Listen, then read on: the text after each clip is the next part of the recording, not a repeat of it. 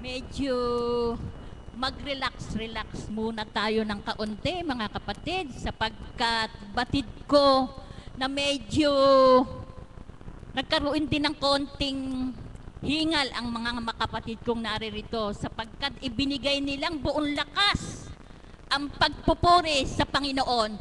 Palakpakan po natin ang mga kapatid kong naririto ngayon.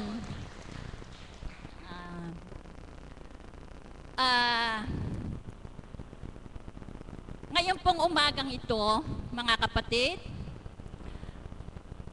kayo ay alam ko na pinadatal ng mga mahal na Panginoon sapagkat kung hindi po sa ganang inyo, wala kayo sa oras na ito. Amen po ba? Amen. Sapagkat ngayon pong umagang ito ay makakarinig kayo sa ating mga kapatid na magpapahayag kung bakit sila napatungo sa lugar na ito at maaari pong may mga kadahilanan. Marami kayong hinihiling, maaaring biyaya o kagalingan ng ating mga karamdaman. Subalit, isipin po ninyo, mga mahal na kapatid, na importante, unang-una, ang kagalingan ng ating kaluluwa, ang ating hilingin sa mahal na Ama. Sapagkat dito po papasok ang ibibigay kong tema sa umagang ito. Bagamat ito'y parati na nating naririnig, ang paghahanda. Hindi po ba? Paghahanda nating lahat. Sapagkat hindi natin batid kung kailan nga po darating ang Panginoon. Wala pong nakakaalam sa bawat isa sa atin dito kung kailan at kailan ang takda ng bawat isa sa atin. Subalit, sa ating naririnig at ipinapahayag ng ating mahal na Apo, araw-araw po yan sinasabi ng mahal na Apo kung paano tayo maghahanda sa pagtawag ng ating Panginoon. Bagamat masiswerte pa po yung medyo may kabataan ngayon kesa sa mga edad namin na mga senior na. Hindi po ba? At yun nga pong paghahanda ang kailangan po pala nating gawin sa araw-araw sapagkat hindi nga po natin batid kung kailan darating ang Panginoon. Subalit, sa kabutihan po ng Panginoon, tingnan po ninyo, nagbibigay pa siya ng mensahe, babala sa ating lahat. Nagbibigay po siya ng babala at hanggang tayo ay malakas, hinihiling natin sa Panginoon na hindi po ba tayong mga naririto humihiling pa ng mahabang buhay sapagkat sabi nga po, masarap daw pong mabuhay sa daigdig na ito. Hindi po ba? Dahil marami nga pong natatakot kung dumating na yung takdang iyon sapagkat marami silang hindi maiwanan dito sa ibabaw ng lupa. Hindi po ba? At iyan po mga material na bagay lamang. Subalit, mas mainam po yung paghandaan natin yung ating sarili. Kung paano nga po ba tayo makapaghahanda. Mga kapatid, ito po ang iiwanan kong tema sa inyo, paghahanda. At mayroon lang po akong isang kwento muna sa inyo. Ano po? Ito po narinig ko lamang, isang kwento ng pare. Ano po? Meron daw pong isang babae na panayang hiling sa Panginoon na habaan pa ang kanyang buhay. Ando na po ang edad niya siguro po'y 50, pero nananalangin pa siya at humihiling na bigyan pa siya ng another 50 years. Hindi po ba? Sapagkat, yun nga po, hindi pa niya maiwanan ng daigdig na ito. Sapagkat, nandito pa nga po ang mga karanyaan, hindi po ba? Sa madalit sabi po, nang bigyan pa muli siya ng another 50 years. Hindi po niya napagtuunan ang paghahanda para sa Panginoon. Ang naihanda po niya ay pansarili lamang. Ngayon nga pong siya binigyan pa uli ng another 50 years. Subalit, ang kanyang itsura iba na. Pagka po siguro 100 taon na iba na po ang itsura natin Mga kulubot na po, ang mga mukha po, hindi na po kaaya-aya. Subalit, sa kagustuhan niyang gumanda pa, siguro po, meron siyang kayamanan na pwedeng gamitin para ang kanyang anyo mabago. Sa madalit sabi po, ngayon po meron na tayong mga technology na pumunta ka lamang kay Belo, kay Kalayan, maiiba na itsura mo. Ito po'y kwento lamang,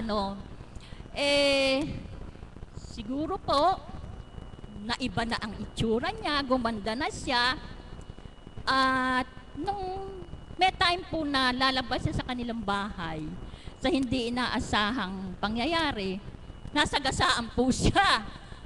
Yun nga po, tinawag na siya ng Panginoon. Kaya nagkaroon na siya ng katanungan.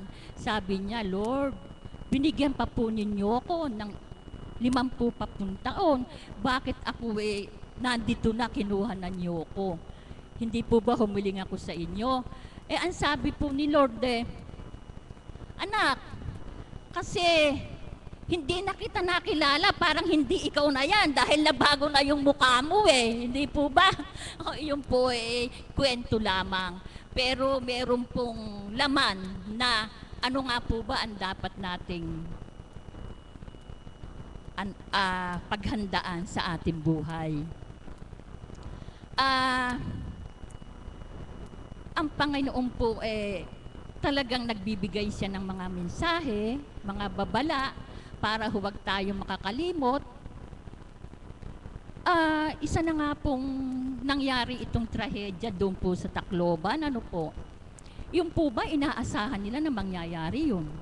Wala pong nakakaalam, Subalit, sa madaling salita, dumating na ang kanilang takda. Iyon po, hindi natin alam kung sila nakapaghanda na po ba sa pagtawag ng Panginoon. Kaya tayo pong naririto, mga kapatid. Batid kong araw-araw nakakarinig kayo ng salita ng banal na Diyos sa pamamagitan ng ating Apo Kunching. Marami na po tayong naging kaalaman kung paano nga po ba tayo susunod sa kagustuhan ng Diyos. Ano po ba ang dapat nating paghandaan? Masuswerte po kayo dahil sa edad po nating ito, nakakarinig tayo ng mga ganong salita. At kumbaga po, nagkakaroon na tayo ng idea.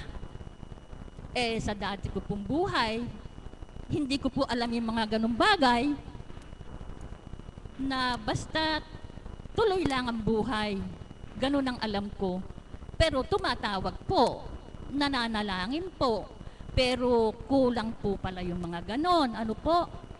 At alam naman po natin, kahit po tayo hindi naman po gaano karunungan, nababatid po natin kung ano ang nararapat natin paghandaan. Hindi po ba, mga kapatid?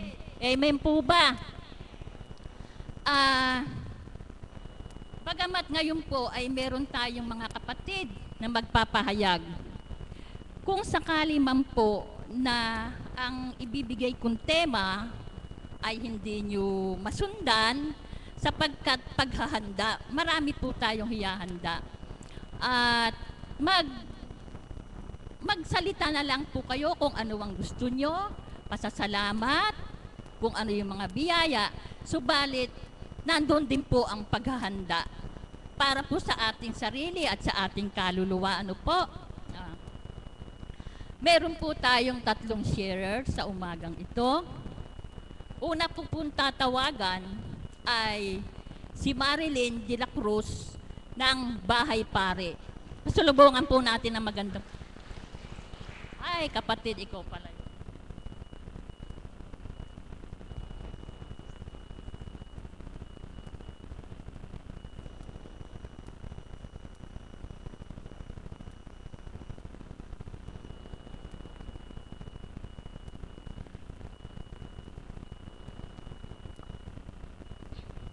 Muli po, magandang umaga sa inyong lahat, mga alagad, choir, caps, pasyente at tagasunod.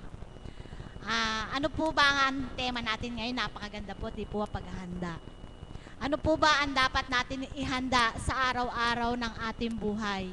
Di po ba ang ating kaluluwa para huwag po tayong makagawa ng hindi kalugod-lugod sa Panginoon, sapagkat kapag ang kaluluwa po natin ay punong-puno ng hindi anumang nararapat sa Panginoon, tiyak po hindi po natin masusunod ang paghahanda sa ating buhay. Sapagkat noon pong hindi pa po ako nadadako sa dambanang banal na ito na binababaan ng banal na Espiritu sa pamamagitan po ng mahal na Apo Kunching, talaga pong hindi ko po alam kung ano po ba ang laman ng aking kaluluwa ko, ito po ba ay mabuti o masama. Bagkus ang nangunguna po talaga ay puro kasamaan, sapagkat hindi ko pa nga po nadadama ang Panginoon sa aking buhay.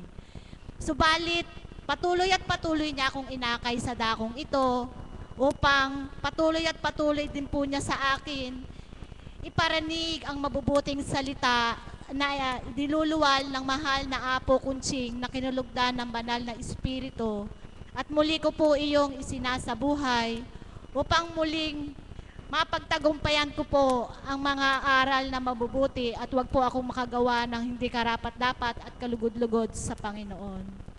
Kaya Ama, maraming salamat po sa araw-araw na ako'y iyong tinatawag, hindi bilang kagustuhan ng aking katawan, subalit pagdating ng oras na ng gawain sa dakong ito, talaga pong parang hinahatak na po ang aking paa. Kahit ako po'y may ginagawa, talaga pong ito'y hindi ko po tinatapos at iniiwanan ko po na po para muli po ako makinig ng mabubuting salita ng Panginoon sa araw na iyon sa pamamagitan ng mahal na Apo Kunching.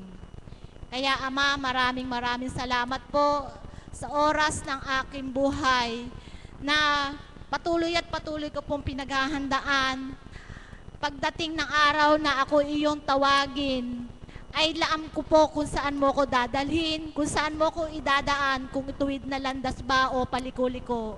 Sapagkat nananalig, nagtitiwala at umaasa at nagbabata akong tunay sa iyo, Ama, sa pamamagitan ng Espiritu mong banal na hindi mo po ako pababayaan kung ano man pong pagsubok ang dumarating sa aking buhay.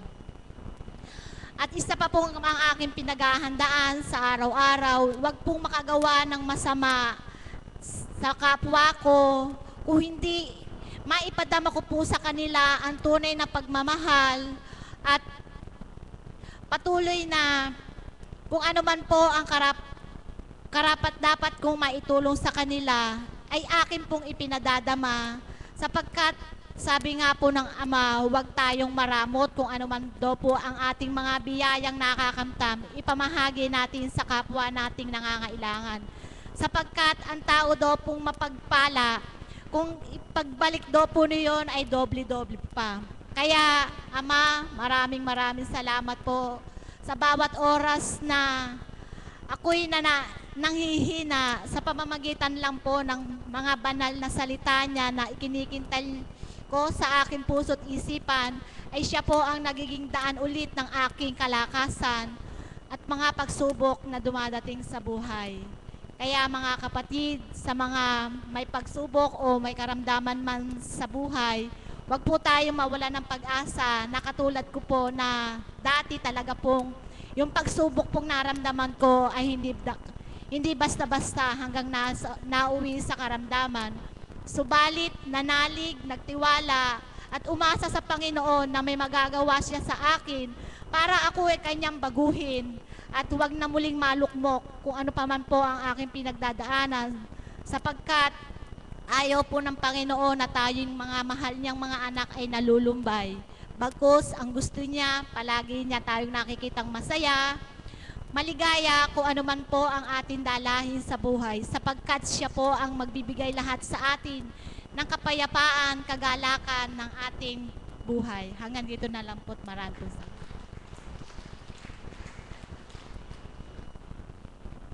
Maraming salamat, mahal na kapatid ko, sa iyong ipinahayag. Bagamat batid na batid ng Panginoon, kung ano man yung pagsubok na ibinigay sa iyo, unti-unting nalalampasan mo na dahil tumugong ka sa panawagan ng ating mahal na Panginoon. Maraming salamat, kapatid. Ang pangalawa pong magbabahagi ay isa pong alagad na po, ang ating kapatid na si Jay Cabrera.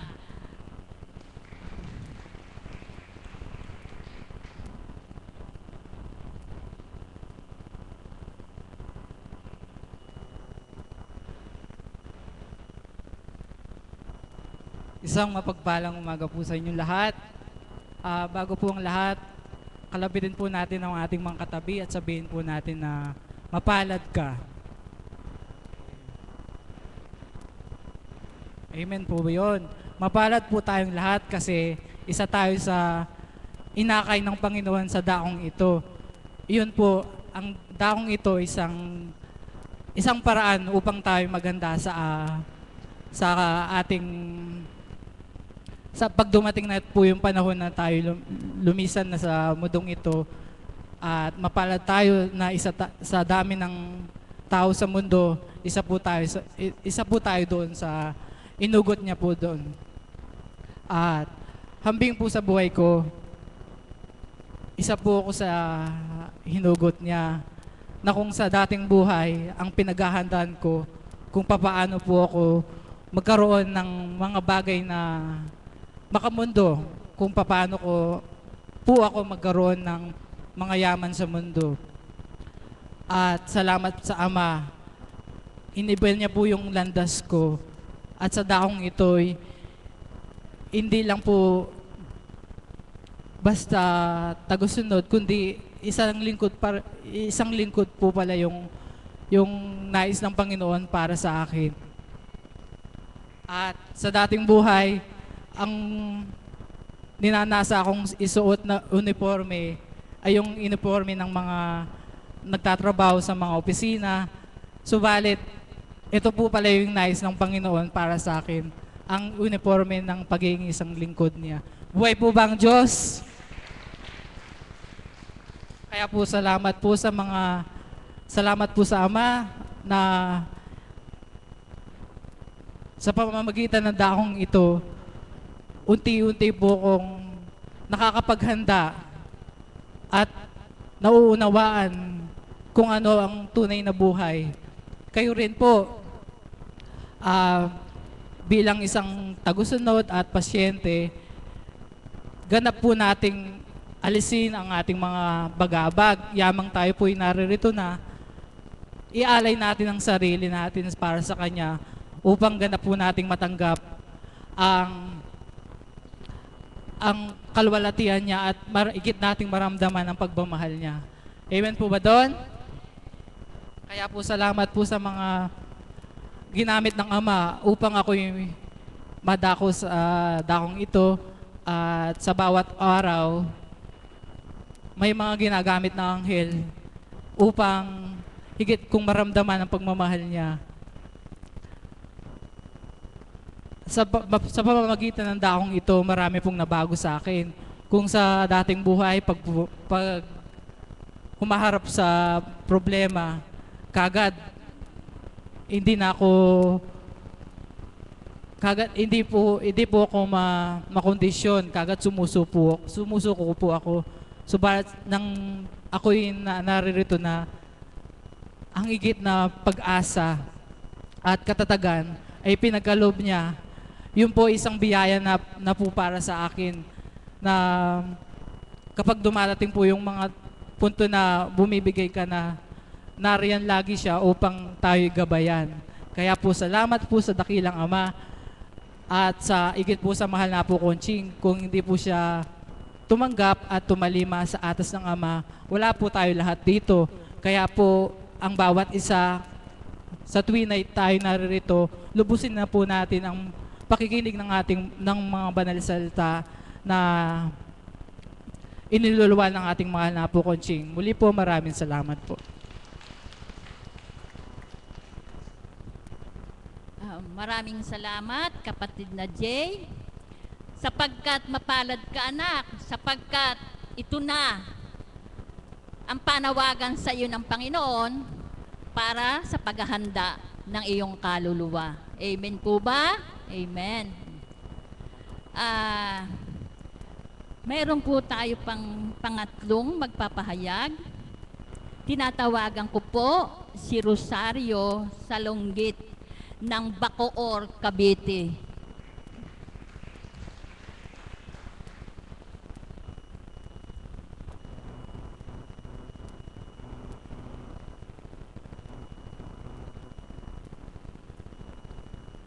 Magandang umaga ho sa tanghaling ito.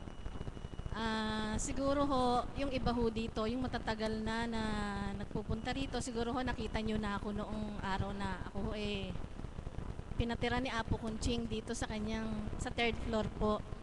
Ako ho nagkaroon ho ako ng bukol sa ovary ko. Sabi nga po ng mahal na Apo Conching na pa-ultrasound ko. Pero hindi niya pa po sinasabi ko ano yung sakit ko. Tapos nga po yun, nakita nga po nung ultrasound, malaki na po yung bukol. Sabi nga po nung doktor, bakit daw pinatagal ko ng ganun. Ngayon po, nung ma-ultrasound po ako, tinawagan ko agad si Apo Conching, sinabi ko po sa kanya na yun nga po ang findings, na may bukol po ako sa ovary. Tapos po, umuwi ako ng bahay, talaga pong iba ang pakiramdam ko. Siyempre po, pag nalaman mong ganun, yung nitakot ka na hindi ko po malaman kung ano yung nararamdaman ko. Sabi po sa akin ng mahal na Apo, sige, tumira daw nga po ako dito. Kasi sabi ko, Apo, parang hindi ko po kaya. Yung ninenervous po ako. Tapos po, tumira po ako dito, tapos umuwi po ako. Noon pong election po, nagpunta pa kami ng Batangas. Pag uwi ko po, talagang masakit po yung tiyan ko. Bumalik po ako, tinawagan ko po ulit si Apo. Bumalik po ako sa kanya ng May 14. Tumira po ako dito. Tapos sa pagtira ko po dito, yun po, andito nga po sina Berhel, yung mga alagad. Talaga pong di nila ako pinabayaan. Talaga pong bilang tao, napakahirap po. Napakasakit po ng tiyan ko. Tapos po, siyempre, nananalig po ako talaga na dito ako makakaano ng kagalingan. Hindi ko po iniisip yung ako magpa-opera. Tapos nga po, nakikita po yung mga anak ko, nakikita nila talaga kung paano yung hirap ko. Pati po yung mga alagad. Noong isang araw po, talaga pong siguro nga po, inaano ng Panginoon kung gaano yung hirap ko. Kung talagang sa hirap kong yung kakapit pa rin ako sa kanya. Pero talaga po, hindi ako bumitaw. Hindi ko po inisip na ipa-opera. Basta nananalig ako na siya ang magpapagaling sa akin ng ama. Tapos nga po, ang pamilya ko po, lagi silang siyempre po nalulungkot. Napunta lang po sila rito, dinadalaw nila ako. Lagi po nilang sinasabi, umuwi nga raw po ako. Kasi nakikita po nila, talagang payat na ako. Tapos po ang tiyan ko, talagang parang manganganak na po ako. Talagang parang kabuuan na nasa laki po. Tapos isang araw nga po, yun po, nasa taas po ako. Grabe po ang sakit. Sabi ko, Diyos ko, Ama, tulungan mo po ako. Parang hindi ko na po kaya. Talaga pong nananalig ako na kayong magpapagaling sa akin. Isang araw po, siguro po yung June 30. Talaga pong gumrabi po yung sakit niya. Pati nga po si Berhel, sabi niya hindi niya na ako matingnan. Pagka yung ganung sakit ang nararamdaman ko, nakikita ko naman po sa kanila na naaawa din sila sa akin.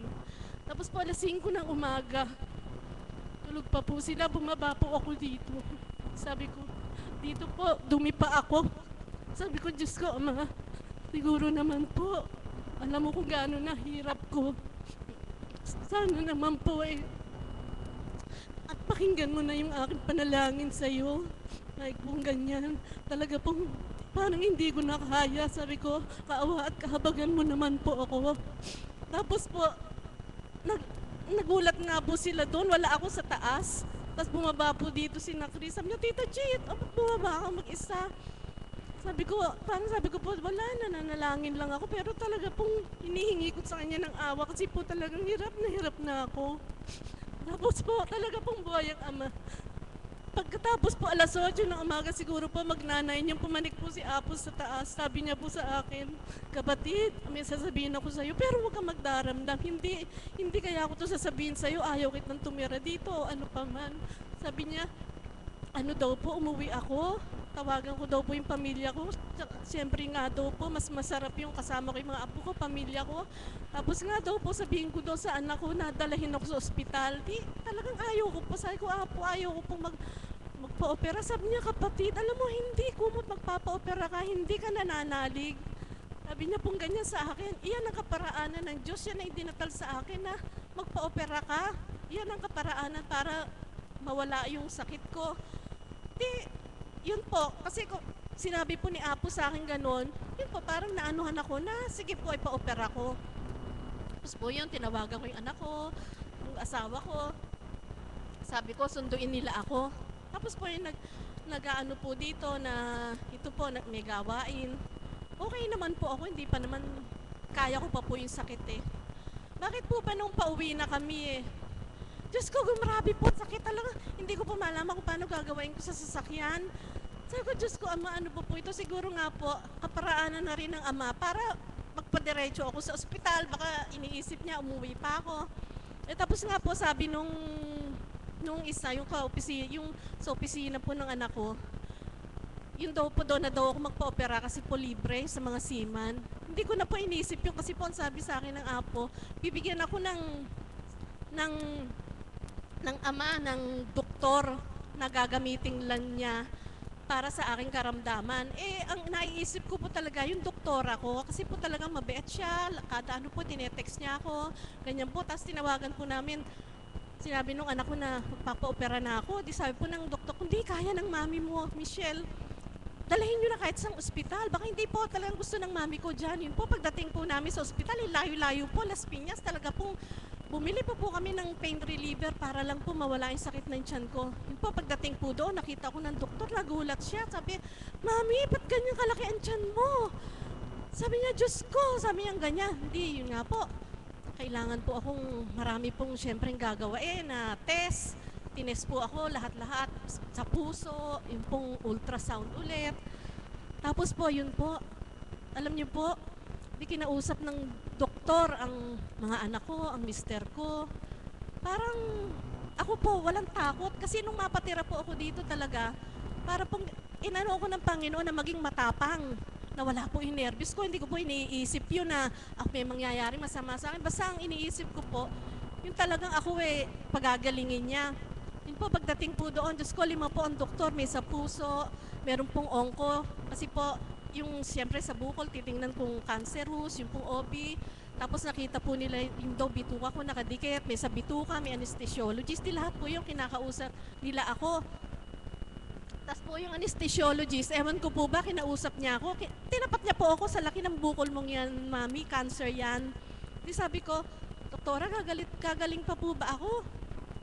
Niya, alam niyo po, hindi naman kumot cancer, hindi na nagaling. Basta po, manalangin tayo sa Diyos. Yung pagkasalita niya ng Diyos na yun, para po pin-try over ko siya. Hindi ko po alam kung ano na pinagsasabi ko sa kanya. Basta po pagdilat ko, ano ko lang pong sinabi ko sa kanya, gagamitin lang kayo ng Ama upang maging kasangkapan sa pag-oopera. Yun lang po, tapos nakita ko po yung anesthesiologist, umiiyak po siya, iyak ng iyak. Di, eto na nga po, ooperahan ako. Di, yung pong puso, ganyan. Di, awa naman po ng Ama. Naging okay na. Nung una po, matataas, ganyan. Kada dasal ko po, naging okay naman siya. Tapos ito po, yung mismong OB po, kinausap yung anak ko, ang anak kong babae.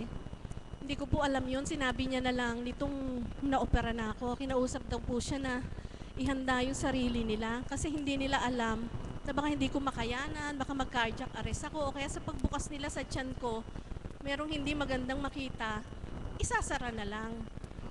Yun nga po, di inopera na po ako. Pagbukas po nila ng tiyan ko, nakita po nila, ang tawag nga po nila sa tiyan ko, sa bukol, monster na eh. Monster na daw po sa laki. Tapos nga po yun, pagbukas po nila ng tiyan ko, nag-usap-usap po yung mga doktor. Ang sabi daw po, isara na lang kasi parang hindi na ho kaya. Tapos ngayon sabi ng anesthesiologist tsaka ng OB, hindi. Sabi niyang ganyan, malakas ang pananalig ng pasyente. Ituloy natin ang operasyon. Bakit hindi natin susubukan na ituloy? Malay natin, maano natin. Di po yun. Di, tinuloy po nila. Yun nga pong sa bituka, nakita po, yung aking bituka, dikit na sa bukol. Tapos po yung daanan ng ihi ko, nakadikit na oras pong ginalaw nila yon, maputol, magkakaproblema po. Tapos po alam niyo, buhay po talaga ang Ama. Talaga pong siya nagbigay sa akin ng pangalawang buhay. Yung pong bukol at bituka ko, kusang kumala sa bukol ko, biglang natanggal. At yung pong, kaya hindi po sila nagka-problema. Sabi po nila, tapos po yung aking bukol, imbis na yung dikit na at yung mga organs ko, madali na, yung pumbukol ko talagang kumawala sa ano ko kasi nga po ang daming tubig na nakuha. Siguro pa gawa po noong mga ininom kong dahon-dahon pinainom po sa akin ni Apo dito. Napakalaking tulong po ng ano. Kaya po alam nyo, ang sabi sa akin ng doktor, Mami, alam mo, ewan ba namin, hindi na kami umopera sa iyo. Kasi sa nangyari daw, puro milagro ang nangyari sa iyo. Sabi po noong doktora ko, kahit daw po kanino niya ikwento, naiyak siya na hindi nila akalain na mabubuhay pa ako. Kaya nga po yung anak ko, takot na takot. Sabi po nung anak ko, inano nga po sila, nagdasal nga daw po sila, Ama, kung talaga pong hindi na para sa amin ng Mami, tatanggapin po namin, kesa po mahirapan siya. Pero naman po, sana naman po, kung pagbibigyan mo po kami, sana naman buhayin mo pa siya para sa amin. Tapos po yung kada tawag po ng doktora, ninenervous daw siya. Tapos po hanggang yung sa dugo, wala pong makuhang dugo. Maya-maya po, yung talagang merong isang inoperahan, merong isang ooperahan na hindi po natuloy yung operasyon, napabigay sa akin yung dugo. Yun po, pagkatapos po ng operasyon, yun po, na-trace nila, stage 2 cancer. Pero sabi po nung maano daw po yun kasi makukuha naman sa chemotherapy. Ako po, lahat po ng ipinagagawa sa akin, kinukonsulta ko muna po sa mahal na Apo. Ngayon po sinabi ng mahal na Apo, sabi ko po ikikimo. Ang sabi po niya, oo sige, kaparaanan ng Ama yan para mawala yung ano mo. Panaligan mo kapatid na sa loob ng pagkakimo mo ng 5 chemo, okay na okay ka na. Basta po pinananaligan ko kung anong sinasabi sa akin ng mahal na Apo Kunching kasi alam ko po banal na espiritu ang nagsasalita nun. Tapos nga po, ito nga po, ikikimo na ako. Talaga po ang Panginoon ang kumikilos ng lahat. Naubos na po ang pera namin talaga sa operasyon. Diyos ko, ang mga ipon po ng anak ko talagang naubos na. Basta po, umiiyak ako. Pati po yung mister ko, hindi namin alam kung saan kami kukuha ng ipang chemo. 35,000 every 21 days po. saan po namin kukunin yung pang-chemo nyo? Inialay ko na lang po sa Ama lahat. Sabi ko, Diyos ko, Ama, ikaw na po ang bahala. Ikaw na po ang kumilos para sa aking chemo. Alam niyo po na isang araw dumating yung anak ko, may dalang 100,000. Mami, pang 3 chemo mo na yan. Talaga pong buhay ang Ama, siya talaga ang gumawa ng paraan. Tapos po yon, nag-file po kami sa PCSO, na-approvean. Tapos po yung isang chemo ko, binigyan ako ng mga kaibigan ko. Talaga pong natapos ang chemo ko nang hindi nagka-problema, ni hindi po ako yung naglaps ng chemo.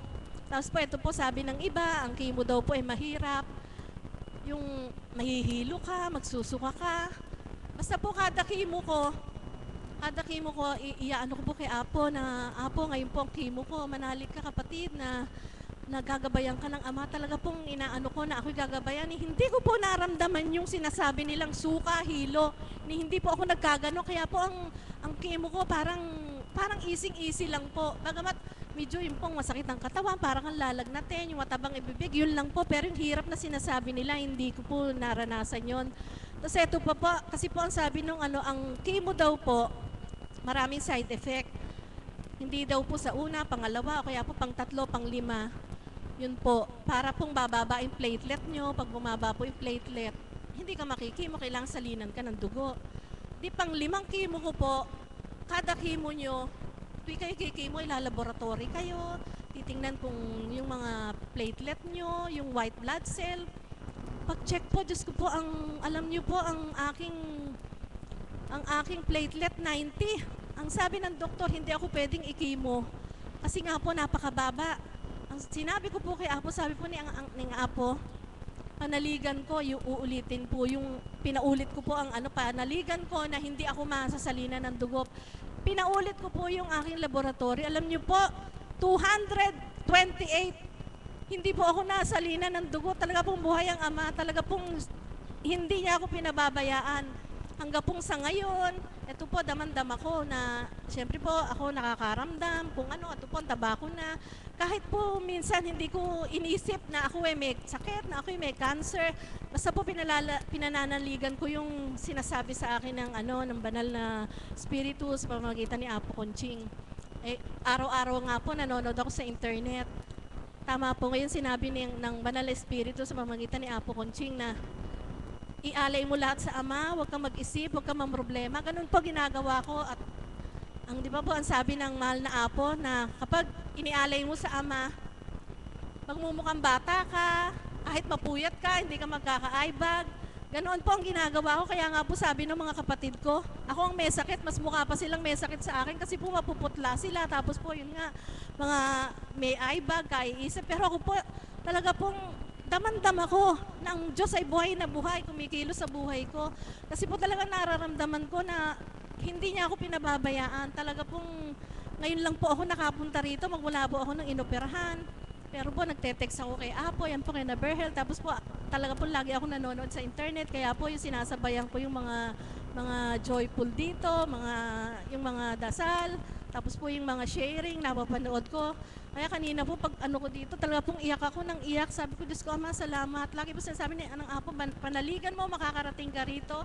Panaligan mo kung sasabing may cancer ka. Talaga pong yun na pinananaligan ko. Tinan niyo po, taba-taba ako ngayon. Noon nga pong una, para akong nalulungkot kasi nga po, payat-payat ko. Talaga pong halos ganito lang ang braso ko. Ngayon po, talagang magana po akong kumain. Kaya po, nga po, ang tema po natin, di po ba yung paghahanda.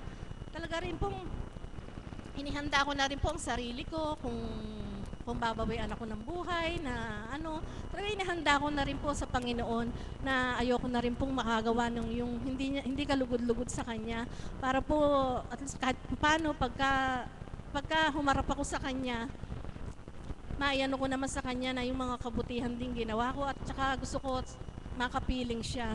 Yun lang po at marami pong salamat.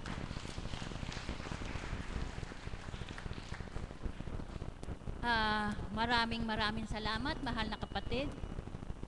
Sino nga po ba ang magsasabi sa kagandahan ng ating kapatid na siya ay may ganung uring karamdaman? Buhayan ng Diyos, ano po ba? Buhay na buhay ang Diyos sa iyo kapatid. Sapagkat nagbalik alaala sa akin, kayo yung nakikita ko roon sa third floor na malaki ang tiyan at payat na payat po siya.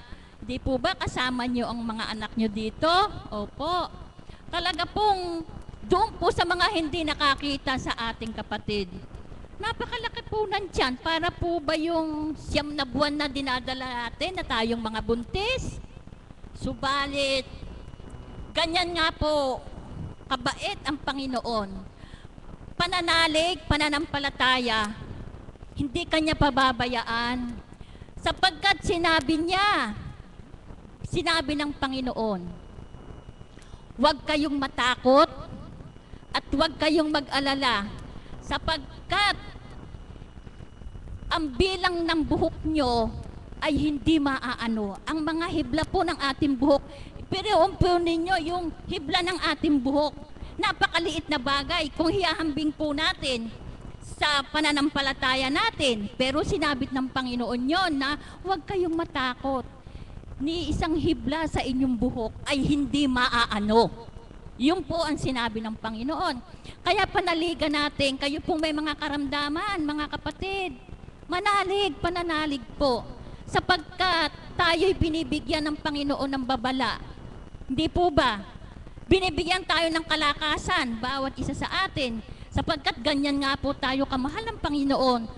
Ayaw na ayaw po niya na tayong mga anak niya ay nalulumbay. Panaligan po ninyo yun, mga kapatid. Ganyan tayo kamahal ng Panginoon kahit tayo nagkakasala. Ganyan tayo kamahal, walang katumbas na pagmamahal ang inyaalay sa atin ng Panginoon. Palakpakan nga po natin ang ating mahal na Panginoon sa araw na ito.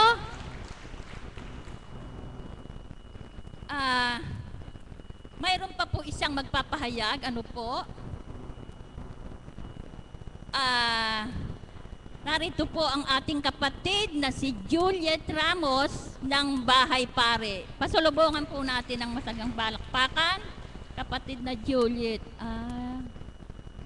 Eto pa po, isa pa pong kahiwagaan ang natamo ng kapatid natin ito. Eto nga po, tingnan nyo siya. Magpapahayag din po siya kung anong kaganapan ang nangyayari sa kanya. Kaya bigyan po kayo ng kalakasan ng Panginoon at manalig na narito ang Diyos na buhay. Amen po ba?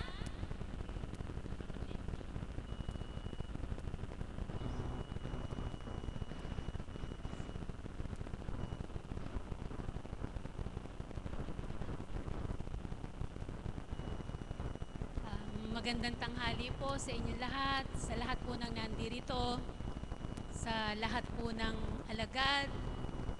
Nagpapasalamat po ako sa patuloy na pagdarasal nila para sa kagalingan ko. Buhat po nung dumating ako dito nung Hunyo po na mahinang-mahina talaga ako nung dumating dito. Kaya sa mga caps po, sa mga choir, sa buong kapatiran po ng Divine, nagpapasalamat po ako dahil alam kong sa araw-araw, sa tuwi-tuwi nakasama nila ako sa kanilang panalangin para makamtam ko ang kagalingan. Noon nga pong June na unang punta ko dito, talagang mahinang-mahina po ako noon. Kalalabas ko lang ng ospital. Kaya buong June po yun. Pag Monday to Saturday, nandito po talaga ako. Tapos hanggang dumating nga po yung July 8 kasi po start na po ng chemo ko tsaka ng radiation.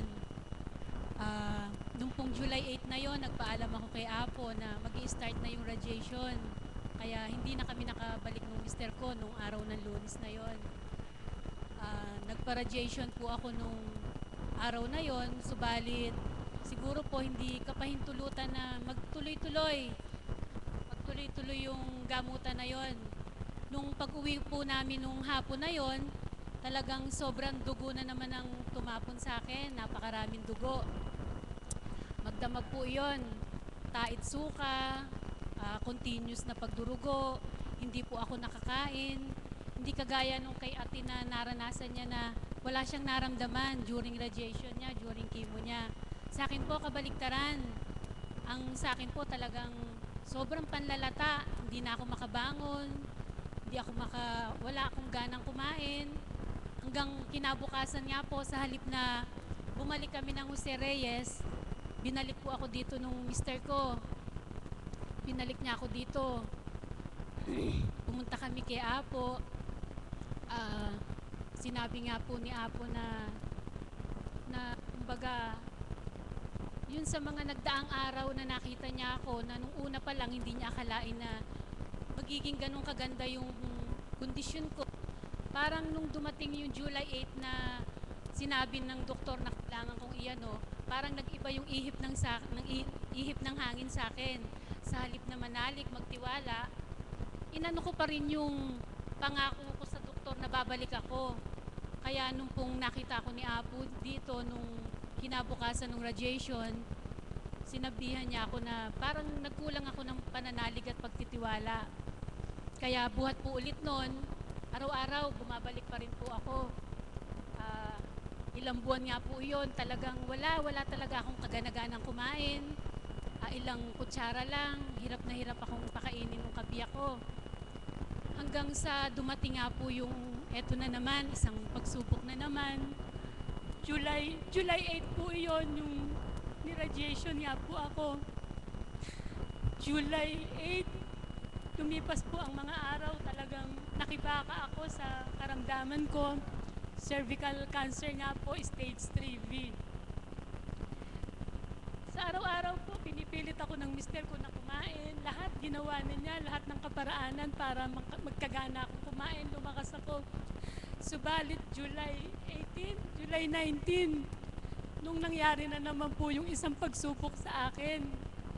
July 19 po yata yun, Friday. Friday po iyon. Gusto niya nun Friday, kinalunisan, gusto niya, dali na naman ako sa Jose Reyes, start na naman ng radiation, ng chemo. Subalit nung July 18 po na yon, hindi ko alam kung 18 o 19, Friday, pinakain po niya ako nung umaga na yon. Pinagluto niya ako ng pigeon para daw sa, kumbaga, yung platelet ko nga, yung dugo ko nga po sobrang baba. Pinakain niya muna ako, pinatulog ako, lahat ginawa niya nung umaga na yon. Subalit nung kinagabihan nga po, hindi na siya nakauwi, hindi na siya nakabalik. Hanggang magdamag na akong naghihintay, magdamag ko siyang hinihintay. Lumipas ang Friday, Saturday, Sunday, hanggang Monday ng gabi. Hindi po ako halos natutulog, hindi ako nakakakain. Nung hindi na nila matiis, nung mga kapatid ko, hipag ko, kasi nakikita nila yung kondisyon ko, sobrang, lagi kong tinatanong, nansan ba si Edwin? Ba't wala pa si Edwin? Nagmaneho lang naman, nagdrive lang. Iyak po ako ng iyak, masama sa akin yung pag-iyak, masama sa akin yung hindi makakain, hindi makatulog. Subalit sa sobrang pag-aalala ko nga po noon, 4 na gabi na, hindi pa siya umuuwi. Sabi nung, pinagtapat na rin po sa akin nung mga hipag ko, tsaka nung kapatid ko na yun nga po, si Edwin. Ang alam ko po kasi nagmaneho lang siya, tinawag siya nung kapatid niya, pinag-drive siya papuntang Manila. Yun nga po, nung Monday na ng gabi, dahil talagang hindi na po ako makatiis, lagi lang nilang sinasabi kasi nasa pagawaan ng sasakyan, nasira lang yung Fortuner, ganun-ganon. Sabi ko, ba't napakatagal namang matapos nung Fortuner na yan? 4 na gabi na, 4 na araw na. Ang tagal namang matapos sa kasa. Hanggang sa pinagtapat nga po nila na nakakulong daw yung mister ko. Kaya nung pong sinabi nila na yun na nakakulong, hindi ko po maramdam, hindi ko po maano kung ano yung, hindi ko po alam kung ano yung nangyari sa akin. Parang nag-blackout ako na hindi ko alam. Sobrang takot, sobrang hirap po ng kalooban ko kasi yung time po na yon, ang hina-hina ko pa talaga. Hindi ako makakain, hindi na nga ako makatulog. Tapos mawawala pa sa tabi ko yung mister ko. Yun nga po, sinabi nga nung hipag ko na yung umarkila nung sasakyan, ang sabi kasi yung aarkila ng sasakyan, may kukuhanin lang na pera sa Manila. Yung po pala, hindi naman pera ang kukunin nila sa Manila. Yung po palang mga sakay, bibiyahin ng Shabu. Kaya yung po, nung pauwi na sila, tumawag yung mister ko, sabi nung anak ko, Mama, pauwi na si Papa. hinintay po namin, hindi nga siya nakauwi. Nung pauwi sila na yon, nagpadaan po ng, di ko alam, monumento o saan. Doon na po bumaba yung pasaheros niya, nakipag-transaksyon na ng shabu. Doon na po nahuli, kaya nung time na po na yon, hindi na rin po siya nakauwi noon. Kaya hirap na hirap po talaga ako, hindi ko alam ang gagawin ko. Hindi ko alam kung paano ko lalampasan kasi nagtatanong nga ako sa Panginoon, sabi ko, bakit naman ganito? Kasi dun sa kalagayan ko na hindi ako handa na magkaroon ng ganong karamdaman, binigyan niya ako ng karamdaman ganon. Subalit sa paglipas nga po ng mga araw, natanggap ko yung karamdaman na yon. Subalit yun nga po, yung dumating na naman na isang pagsubok na yon. Subalit, sa kabila po nung pagsubok,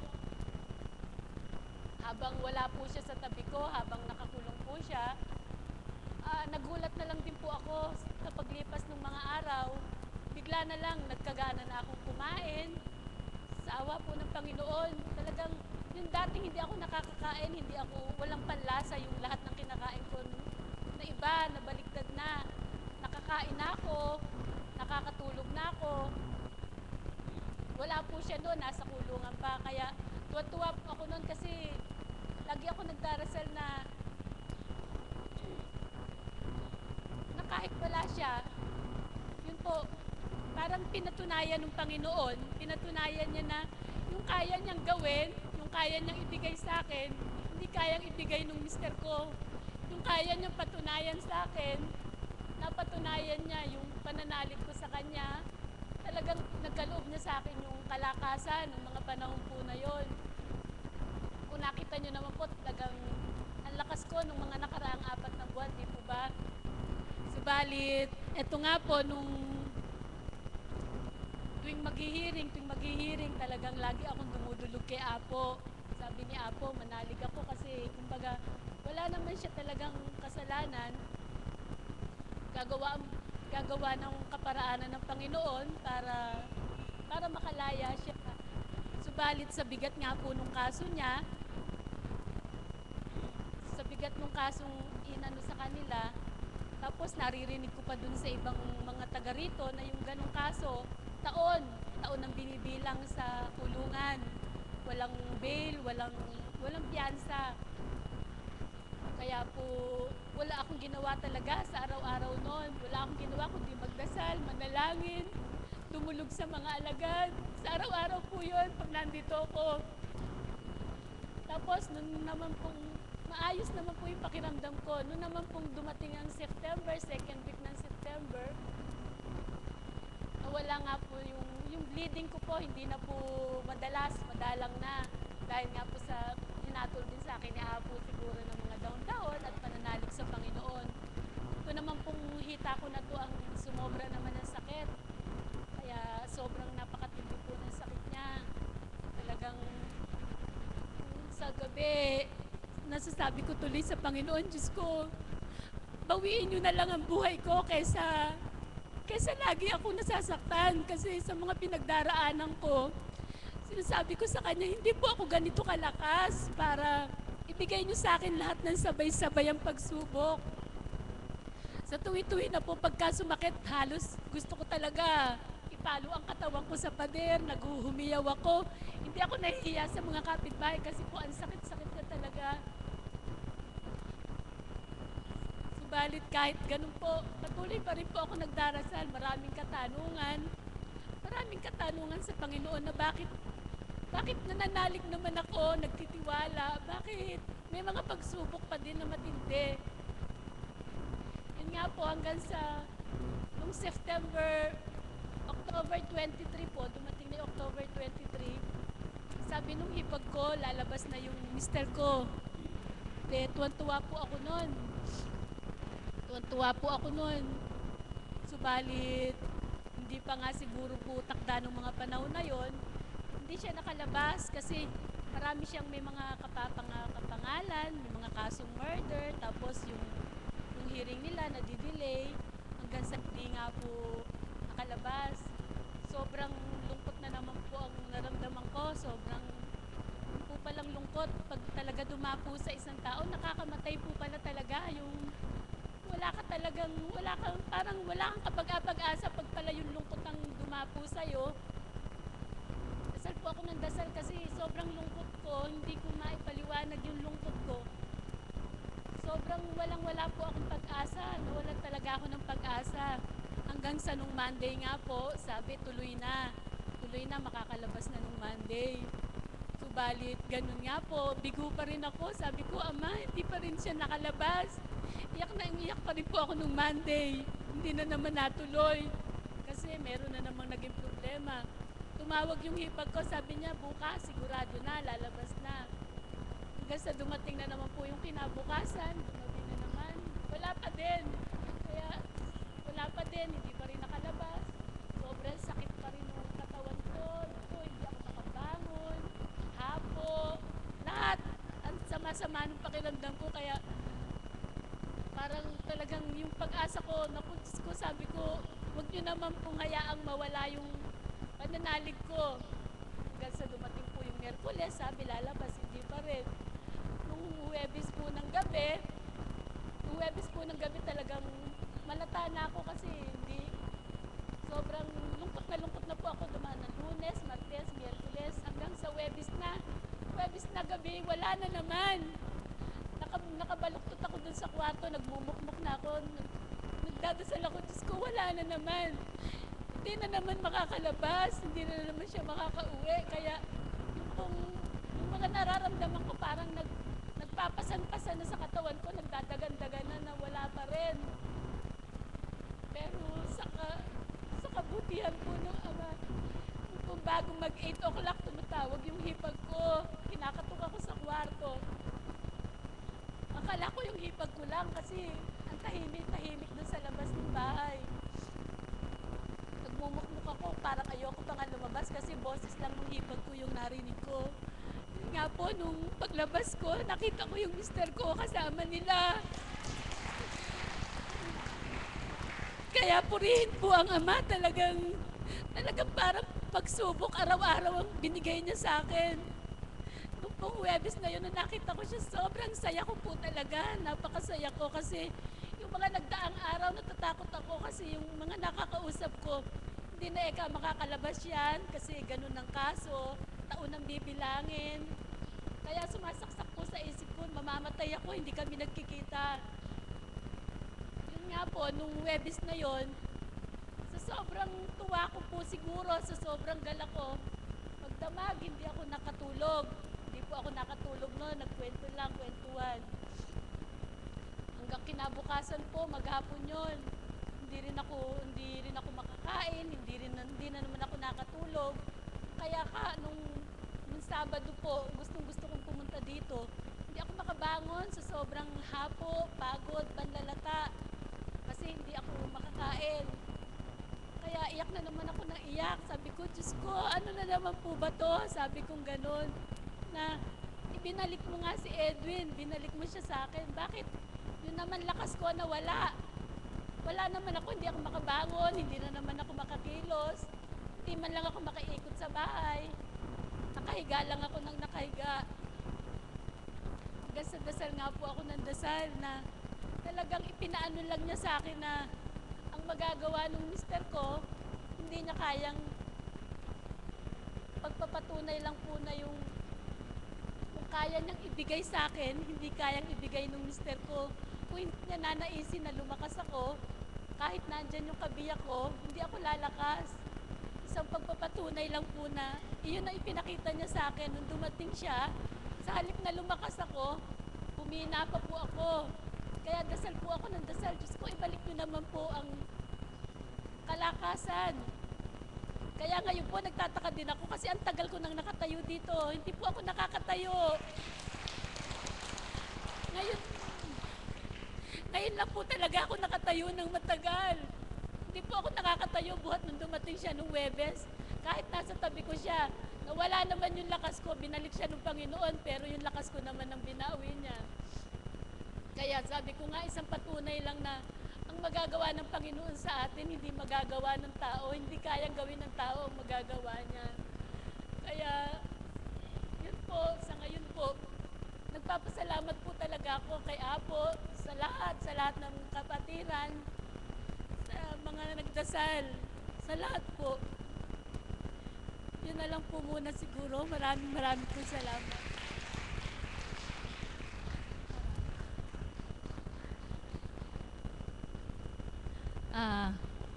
Mga kapatid, tunay nga po na lahat ng narinig natin na nagpahayag sa umagang ito. Kung tayo po may mga pusong malambot, sigurado po magkakaroon tayo ng habag, awa sa ating mga kapatid na nagpahayag sa umagang ito. Subalit, ang lahat pong iyan ay magmumula sa ating Panginoon na Diyos na buhay, na tutulong sa ating lahat. Sobra nga pong napakahirap damahin. At eka nga po, tayo rin po'y tao na nagkakaroon po ng panghihina ng loob kung nakakarinig po tayo ng mga ganitong pangyayari sa buhay ng ating mga kapwa. Subalit, ang kalakasan nga po ay sa Kanya magmumula. Ang takot ay alisin sapagkat ang pananalig natin ay nasa Kanyang lahat. Amen po ba, mga kapatid?